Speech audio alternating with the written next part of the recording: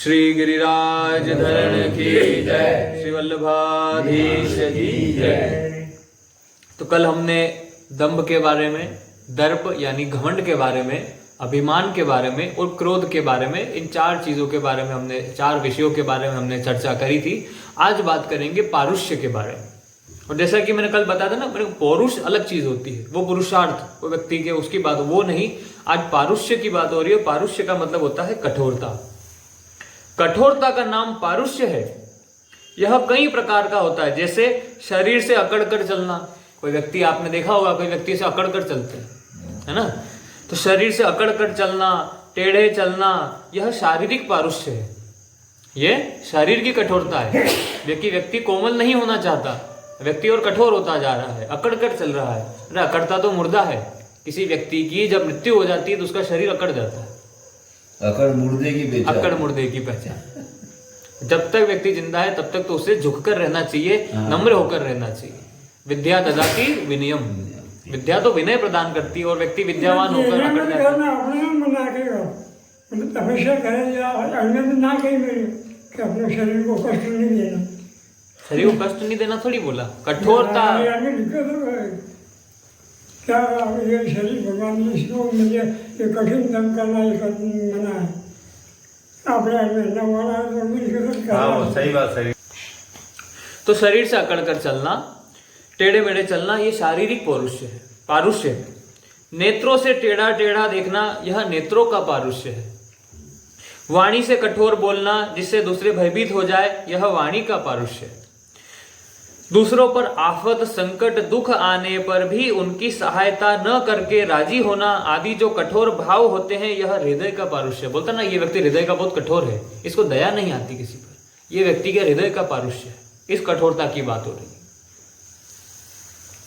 जो शरीर और प्राणों के साथ एक हो गए हैं, ऐसे मनुष्यों को यदि दूसरों की क्रिया वाणी बुरी लगती है तो उसके बदले में वे उनको कठोर वचन सुनाते हैं, दुख देते हैं और स्वयं राजी होकर कहते हैं कि आपने देखा कि नहीं। और बोलेंगे कि मैंने उसको ऐसा ऐसा बोला था, आपने देखा कि नहीं देखा, मैंने उसको इतनी बातें सुनाई। इस प्रकार से आगे, मैंने उसके साथ ऐसा कड़ा व्यवहार किया कि उसके दांत खट्टे कर दिए। बोलते ना कि मैंने तो उसको ऐसा बोला, ऐसा कि बिल्कुल चुपचाप होके भाग गया मेरे सामने से। अब वह मेरे साथ बोल सकता है क्या? यह सब व्यवहार का पारुष्य है। यह व्यवहार का पारुष्य। स्वार्थ बुद्धि की अधिकता रहने के कारण मनुष्य अपना मतलब सिद्ध करने के लिए अपनी क्रियाओं से दूसरों को कष्ट होगा, उन पर कोई आफत आएगी, इन बातों पर विचार ही नहीं कर सकता। हृदय में कठोर भाव होने से वह केवल अपना मतलब देखता है और उसके मन, वाणी, शरीर, बर्ताव आदि सब जगह कठोरता रहती है। स्वार्थ भाव की बहुत ज्यादा वृत्ति बढ़ती है तो वह हिंसा आदि भी कर बैठता है, जिससे उसके स्वभाव में स्वाभाविक ही क्रूरता आ जाती है। अब किसी व्यक्ति को, अगर बहुत व्यक्ति लोभी है, उसको अगर धन चाहिए तो धन के लिए प्राप्त करने के लिए वो व्यक्ति कोई भी कार्य कर सकता है, चाहे उससे किसी की हानि हो रही हो। नहीं, व्यक्ति चोरी करता है, चोरी चकारी, लूटपाट, मारपीट करते ही है धन के लिए। अब सोचिए, दूसरों को दुख देकर आपने धन कमाया तो फिर क्या ही उसका अर्थ निकला। पुरुष का मतलब क्रूरता भी हुआ, एक भाव उसका क्रूरता हुआ, पारुष्य का। जी, पारुष का क्रूरता, क्योंकि कठोरता आ गई तो क्रूरता आ गई। ऐसा आगे, क्रूरता आने पर हृदय में सौम्यता बिल्कुल नहीं रहती, क्योंकि या तो व्यक्ति का हृदय क्रूर रहेगा या सौम्य रहेगा, दोनों में से कोई एक ही बातें रहेंगी। दोनों साथ में रहेंगे। साथ कैसे रहेंगे? अलग अलग चीजें हैं। सौम्यता न रहने से उसके बर्ताव में, लेन देन में स्वाभाविक ही कठोरता रहती है। इसलिए वह केवल दूसरों से रुपए ऐंठने, दूसरों को दुख देने आदि में लगा रहता है। इनके परिणाम में मुझे सुख होगा या दुख, इसका वह विचार ही नहीं कर सकता। व्यक्ति का हृदय कठोर हो जाता है, क्रूर हो जाता है, सौम्यता नहीं रहती। लोगों की बात में जो है वो जब बात भी करता है तो पता चलता है कि बड़ी कठोरता से बात करता है। ऐसा वो उसको सुख मान रहा है और वो नहीं जानता कि इसका आगे मुझे दुख मिलना है। दुख मिलना, वो सुख मान रहा है, वो गलत है, और आगे उसको दुख होना, ऐसे व्यक्ति को। और इसके पीछे कारण क्या है कि उसके द्वारा किया गया हर कर्म वापस पलटकर उसी के पास तो आना है। वो तो उसी के पास लौट कर आएगा ना। हमारे द्वारा करी गई हर क्रिया का जो है फल जो है वो वापस पलटकर हम तक वापस आता ही, आना ही। चाहे इस जन्म में आए या अगले जन्म में। आपने आज किसी की मदद करी है, ये निसंदेह है, मैं लिख कर दे सकता हूं कि इसके बदले में आपको उसका फल पुण्य आपको मिलेगा ही मिलेगा। और अगर आपने किसी को दुख दिया है, किसी को पीड़ा पहुंचाई है, तो उसका भी फल आपको प्राप्त होगा ही होगा, इसमें कोई संदेह नहीं है, ये तो नियम है। ये इस जन्म में हो या अगले जन्म में वो बात अलग है, पर होगा जरूर। भीष्म पितामह को 100वें जन्म के बाद जाकर जो है के बाद सजा मिली, 100 जन्म के बाद, 103 या 100 जन्म बोलते हैं, 103 101वें जन्म में, पर उसके बाद भी सजा उसकी मिली उनको। ऐसा नहीं था कि उनके द्वारा किया गया कोई छोटा सा अपराध वो माफ हो गया, माफ नहीं हुआ। वो 100वें जन्म के बाद पलटकर उनके पास आया, पर आया इस प्रकार से। आगे, अब आगे आता है अज्ञान। अज्ञान के बारे में हम सब जानते भी हैं। यहाँ अज्ञान नाम अविवेक का है। अविवेक के कारण ही अज्ञान पैदा होता है। अगर देखा जाए व्यक्ति के अंदर, जिस व्यक्ति के अंदर विवेक है वो तो ज्ञान को धारण कर लेगा, पर जिसके पास विवेक नहीं है तो अज्ञान है। आगे, अविवेक की पुरुषों को सत असत, सार असार, कर्तव्य अकर्तव्य आदि का बोध नहीं होता। जिस व्यक्ति के पास विवेक नहीं है, अब वो धर्म और अधर्म में क्या अंतर जाने, वो कर्तव्य और अकर्तव्य में क्या अंतर जाने, वो सही और गलत में क्या अंतर जाने, कर ही नहीं सकता। जैसे एक बच्चा है, एक छोटा बच्चा, एक साल 2 साल 3 साल का बच्चा सही और गलत में अंतर नहीं कर सकता, क्योंकि अभी उसके पास उतना विवेक नहीं है। पर सोचिए व्यक्ति बड़ा होने के बाद भी ऐसा ही है, तो फिर तब भी उसका विवेक नहीं आया तो उसका जीवन व्यर्थ हो गया है। तो ऐसा। आगे, कारण कि उनकी दृष्टि नाशवान पदार्थों के भोग और संग्रह पर ही लगी रहती है, इसलिए परिणाम पर दृष्टि न रहने से वे यह सोच ही नहीं सकते कि ये नाशवान पदार्थ कब तक हमारे साथ रहेंगे और हम कब तक इनके साथ रहेंगे। पशुओं की तरह केवल प्राण पोषण में ही लगे रहने के कारण वे क्या कर्तव्य है और क्या अकर्तव्य है, इन बातों को नहीं जान सकते और न जानना ही चाहते। ना जान सकते और ना जान, देखिए बड़ी बात यह नहीं है कि जो अज्ञानी है वो ज्ञान को ग्रहण नहीं कर सकता। दिक्कत यह नहीं है, दिक्कत क्या है, वो ज्ञान को ग्रहण करना नहीं चाहता। आज भी जब कोई गलत करता है तो हम उसे समझाने जाते हैं, तो अगर हम समझाएंगे तो समझ जाएगा, पर होता क्या है, वो समझना ही नहीं चाहता। अगर हम किसी को समझाते हैं कोई गलत कर रहा है, जैसे कोई व्यक्ति बड़ा मदिरा पान करता है, मान लीजिए, हम उसको समझाते हैं, अहंकार बैठा हो, हाँ, उसके पाप आगे ज्यादा बड़े हुए, उसको नहीं समझ नहीं, उसको नहीं समझ में आता। हम उसको समझाते हैं कि, और हर इंसान को पता है कि जो मदिरा पान करना हमारे स्वास्थ्य के लिए अच्छा नहीं होता। अध्यात्म की बात नहीं भी करें, अरे सांसारिक विषय की बात करें, आपके संसार, ये जो स्थूल शरीर है, इस स्थूल शरीर के लिए भी ये चीज अच्छी नहीं है, पर उसको ये बात जानते हुए भी वो ग्रहण करेगा, क्योंकि वो नहीं चाहता जानना। ऐसा। आगे, वे तात्कालिक संयोगजन्य सुख को ही सुख मानते हैं और शरीर तथा इंद्रियों के प्रतिकूल संयोग को ही दुख मानते हैं। इसलिए वे उद्योग तो सुख के लिए ही करते हैं, पर परिणाम में उनको पहले से भी अधिक दुख मिलता है। कोशिश तो कर रहे हैं सुख प्राप्त करने की, पर और बदले में मिलता क्या है, दुख।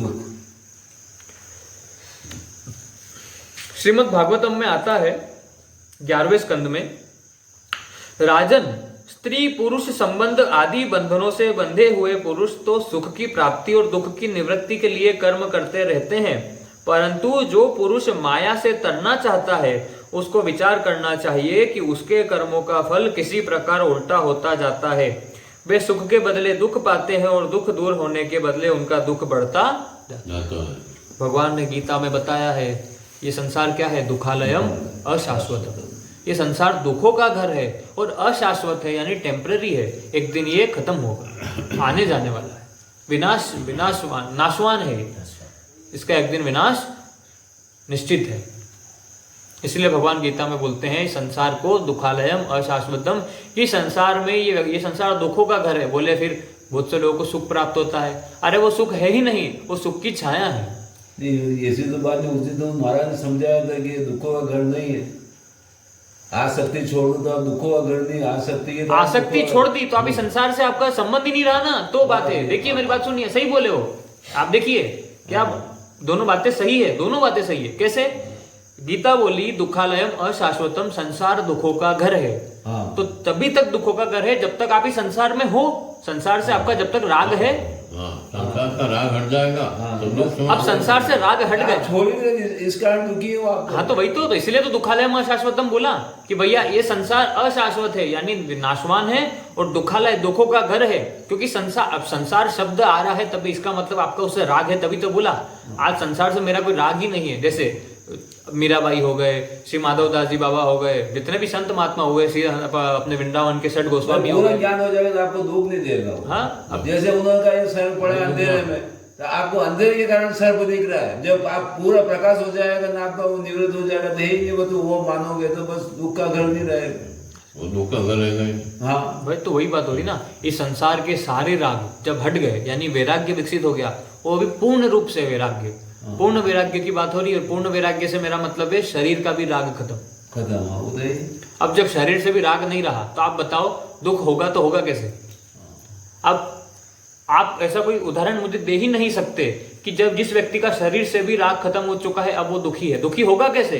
दुख होने के लिए कोई चीज होनी चाहिए ना। दुख सुख दोनों मानता ही नहीं है। ऐसे दुख सुख दोनों सत्ता में। खत्म हो गई फिर तो दुख की, दुख की सत्ता ही खत्म हो गई। इसलिए उन्होंने बताया था संत महात्मा ने कि ये दुखों का घर नहीं है। कब नहीं है? जब संसार से राग खत्म हो गया। तब तो आप परमात्मा में स्थित हो गए ना, तब तो आप तो ब्रह्म में स्थित हो गए, तब तो आपको ब्रह्म साक्षात्कार हो गया। आनंद स्वरूप हो गया। हाँ, तब तो आप ब्रह्म, आपको तो ब्रह्म साक्षात्कार हो गया, आपको भगवत साक्षात्कार हो गया, आपको भगवत प्राप्ति हो गई, आप गुणातीत हो गए। गुणातीत व्यक्ति के लिए थोड़ी अशाश्वत है। गुणातीत होना तो शाश्वत होता है ना। भगवत प्राप्ति तो शाश्वत है, वो तो अविनाशी है। संसार विनाशी है। तो संसार नाशवान है और संसार दुखों का घर है। मतलब जब तक आपका संसार में आसक्ति है तब तक दुख है। संसार से राग खत्म, संसार से रिश्ता संबंध खत्म, एक संबंध हमारा एक परमात्मा प्रभु से है, तब तो फिर आपका कोई दुख नहीं है। तब तो आनंद, परमानंद की प्राप्ति होती है। फिर वो व्यक्ति क्या हो जाता है? सच्चिदानंद हो जाता है, सत्य चित्त और आनंद स्वरूप हो जाता है। ऐसे इसलिए उन्होंने ऐसा बोला था। बाकी संसार तो दुखालय ही है। संसार में तो दुखालय है क्योंकि संसार तो नाशवान है ना, और नाशवान में तो सब कुछ नाशवान है, तो ये तो दुखालय है। संसार की आसक्ति से दुख है। Yes. संसार की आसक्ति छोड़ देगा तो दुख खत्म हो जाएगा। बोलिए आप संसार में रहो, आसक्ति खत्म, दुख खत्म। दुख का कारण ही तो आसक्ति है। आसक्ति है। गौतम बुद्ध क्या कहते हैं कि संसार के सारे दुखों का कारण आसक्ति आसक्ति। एक ही बात है। आगे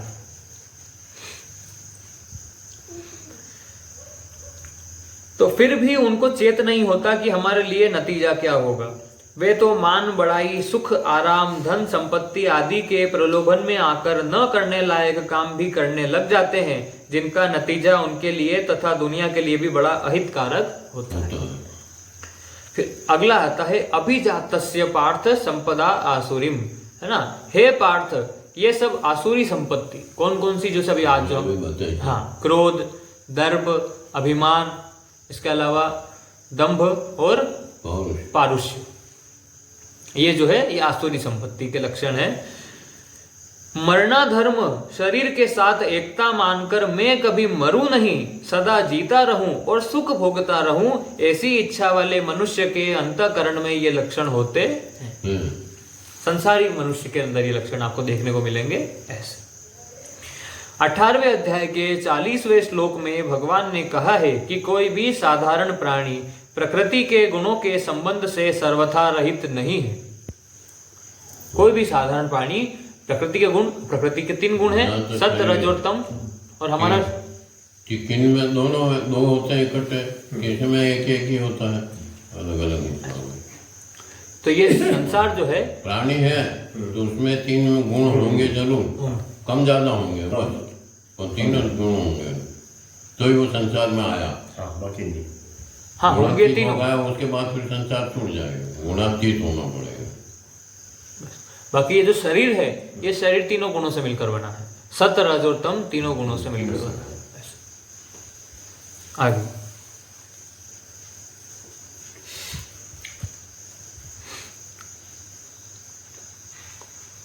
18वें अध्याय के 40वें श्लोक में भगवान ने कहा कि कोई भी साधारण प्रकृति के गुणों के संबंध से सर्वथा रहित नहीं है। इससे सिद्ध होता है कि प्रत्येक जीव परमात्मा का अंश होते हुए भी प्रकृति के साथ संबंध लेकर ही पैदा होता है, क्योंकि पैदा शरीर को लेकर हुआ है और शरीर तो वो गुणातीत नहीं है, वो त्रिगुणात्मक है, वो तीनों गुणों से मिलकर बना है।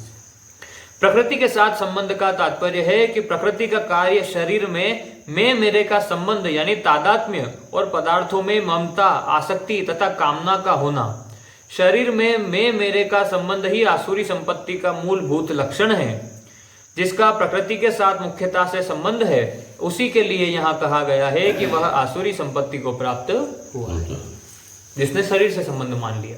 मैंने पहले भी कई बार बताया है कि हमारे सारे दुखों की जो जड़ है वो इस शरीर से संबंध मानना है, क्योंकि अगर शरीर से संबंध नहीं माना होता तो फिर हमारा इस संसार का किसी भी वस्तु से संबंध नहीं जाएगा। शरीर के बाद में संसार है, मैं से मेरा बना, संसार मेरा, मेरे पुत्र है, मेरे पैसा मेरा धन है, मेरा धन ये मैं से बना, तो मैं और इसको मैं मानता शरीर को, ये दुख की जड़ है। अब मैं खत्म हो गया तो मेरा भी खत्म हो जाएगा। जब मैं ही नहीं रहा यानी शरीर ही नहीं रहा तो शरीर से जुड़े हुए सगे संबंधी, मित्र, जमीन जायदाद, पैसा, घर, गांव, शहर, आपका देश, काल, वस्तु सब खत्म। मैं आत्मा हूँ, जब आत्मा में रम गया तो शरीर छूट गया। आगे समझ देख लेना आपका कितना टाइम महिमा करेंगे आगे। 5 मिनट और 5 मिनट और। चलिए इस श्लोक पूरा हो जाए। 8 तक चलो, 40 तक तो लो। हाँ, प्रकृति के साथ संबंध जीव का अपना माना हुआ है, अतः वह जब चाहे इस संबंध का त्याग कर सकता है ना। संबंध तो बस माना हुआ है, माना हुआ है। कारण कि जीव यानी आत्मा चेतन तथा निर्विकार है और प्रकृति जड़ तथा प्रतिक्षण परिवर्तनशील है, इसलिए चेतन का जड़ से संबंध वास्तव में है नहीं, केवल मान रखा है। इस संबंध को छोड़ते हुए आसुरी संपत्ति सर्वथा मिट जाती है। जैसे ही हम इस शरीर से संबंध छोड़ देंगे तो आसुरी संपत्ति सर्वथा मिट जाती है। इस प्रकार मनुष्य में आसुरी संपत्ति को मिटाने की पूरी योग्यता है। तात्पर्य है कि आसुरी संपत्ति को प्राप्त होते हुए भी वह प्रकृति से अपना सर्वथा संबंध विच्छेद करके आसुरी संपत्ति को मिटा सकता है। प्राणों में मनुष्य का ज्यों ज्यों मोह होता जाता है त्यों ही त्यों आसुरी संपत्ति अधिक बढ़ती जाती है। आसुरी संपत्ति के अत्यधिक बढ़ने पर मनुष्य अपने प्राणों को रखने के लिए और सुख भोगने के लिए दूसरों का नुकसान भी कर देता है। इतना ही नहीं, दूसरों की हत्या कर देने में भी वह नहीं हिचकता। हत्या तक कर देते हैं लोग।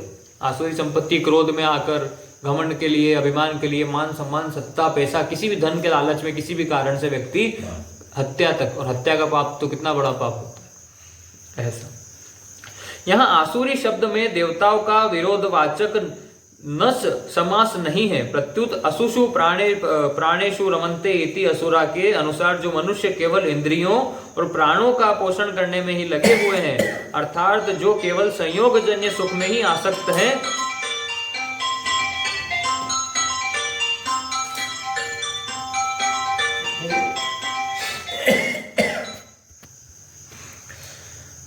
तो जो केवल संयोगजन्य सुख में ही आसक्त है उन मनुष्यों का वाचक यहाँ असुर शब्द है। तात्पर्य है कि जिनका उद्देश्य परमात्मा को प्राप्त करना नहीं है और जो शरीर धारण करके केवल भोग भोगना चाहते हैं वे असुर हैं। आज के समय में असुर किसको कह रहे हैं? जिसका लक्ष्य परमात्मा प्राप्ति नहीं है और सिर्फ जो संसार के सुख भोग भोगना चाहता है वो असुर है।